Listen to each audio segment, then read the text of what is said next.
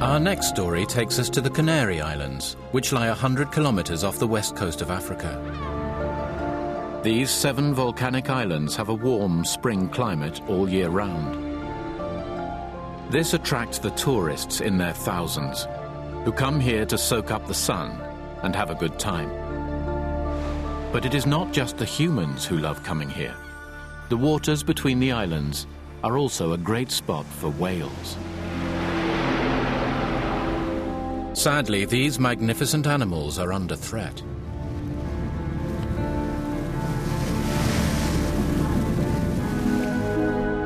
This unique location is causing trouble. As the number of tourists increases and the need for inter-island travel heightens, the waters are becoming as full of humans and traffic as the land. The shipping companies have set up direct fast ferry links between the capitals of Tenerife and Gran Canaria.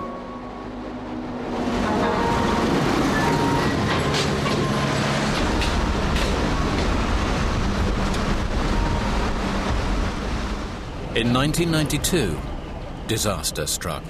The Transmediterranea ferry collided with a whale. The whale and one of the passengers were killed in the accident. The establishment of the fast ferry link between Tenerife and Gran Canaria is when the problems began.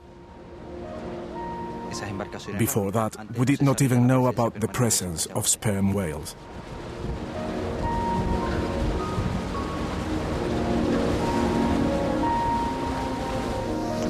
Collisions of this sort between ships and whales are on the increase. This was the 5th collision in 4 years. Clearly, the ferry companies cannot afford to hit a 50-meter-long whale and attract bad press. So it was at this point the ferry companies had to act. The person to solve this problem was French biologist Michel André, an expert on whale sonar systems working in America. He was brought over to head up the team of scientists working at the University of Gran Canaria. Driven by his passion for whales and the dire situation, he hoped to find a way to prevent these collisions. Fast ferries are very fundamental for the tourists and also for the local people to travel in between the islands. So you cannot stop it. It's a natural development. The bad luck is that the whales are staying just in the right route of those ferries.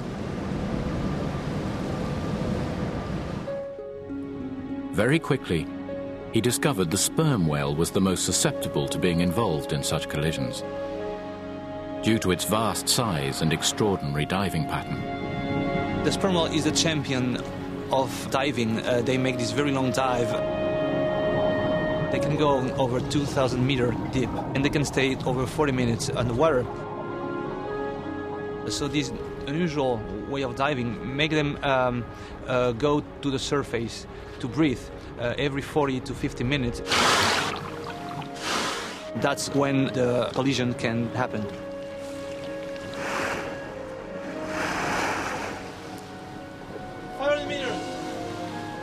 Having identified the protagonist, Michel André turned his attention to finding out how to prevent future accidents. The first step was to try to find a system to warn the whale so they can move away from the boat. So we tried to do some experiments with playback sounds. The whale communicates and navigates by sending out a click or a signal of a certain frequency towards any object. The signal is then reflected back from the object to the whale. In this way, the whale can then determine where the object is, which way it's moving, and how big it is. This is how the whale sees. This system is called echolocation. Playing sounds of varying frequencies underwater, Michel wanted to see how the whales would react. We conducted 215 trials. We found out that the sperm whales were not reacting to the low frequency sounds. Michel and his team were worried by their results. The whales were not responding as they had hoped. They seemed unable to hear.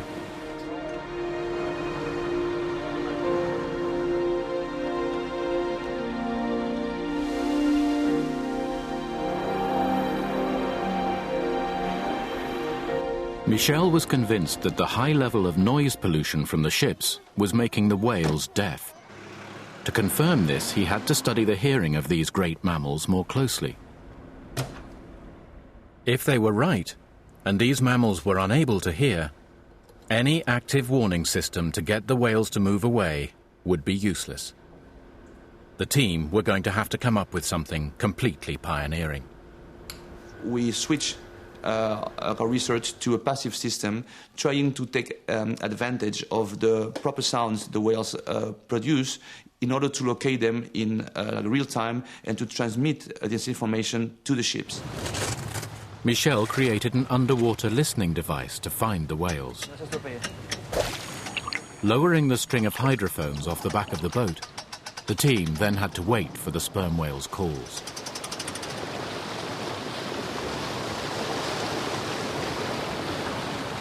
So working on the specific sounds, we can find their position and follow their individual movement in the area, and then in any moment and in real time we can know where they are.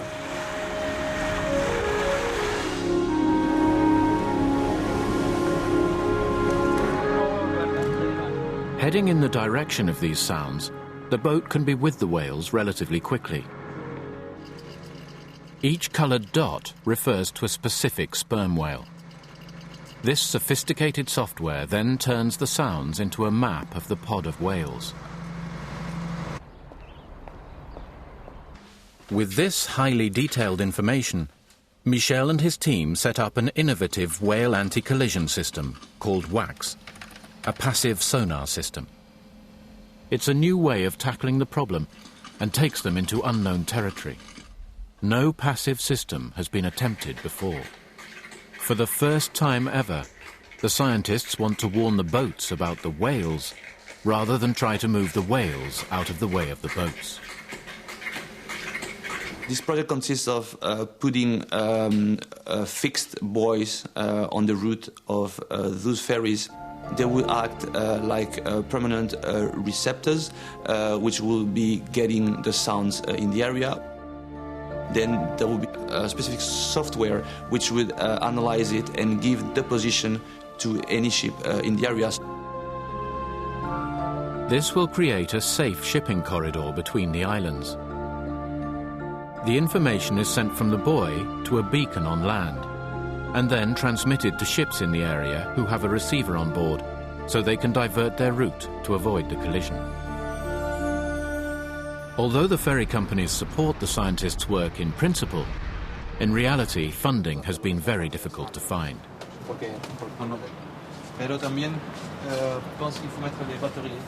The lack of funding has hindered the team, so it has taken them 10 years to get to this point. We were facing lots of problems of funding. It's difficult to convince the local authority and the ferries to be involved in a solution which is like a pioneering solution. So it cost us a lot to convince them, and I think that we lost a lot of time in the past years because of funding. With the help of the Rolex Award, he is now able to start building the prototype, turning his theory into practice. This is crucial, as the problem is escalating. This project is important because it not only affects the whales in this area of the Canary Islands. We are experiencing the same kind of problem in other regions.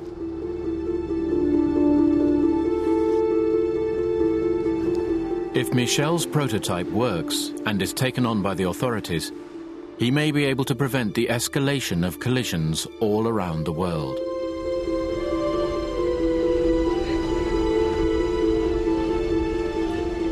In the meantime, Michel's passive sonar system will monitor the unique territory of the waters around the islands, leaving the whales free to live in their natural environment, without the threat of more deaths.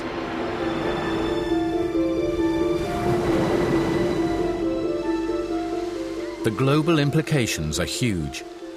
It is a start of the recognition of the need to negotiate between man and nature.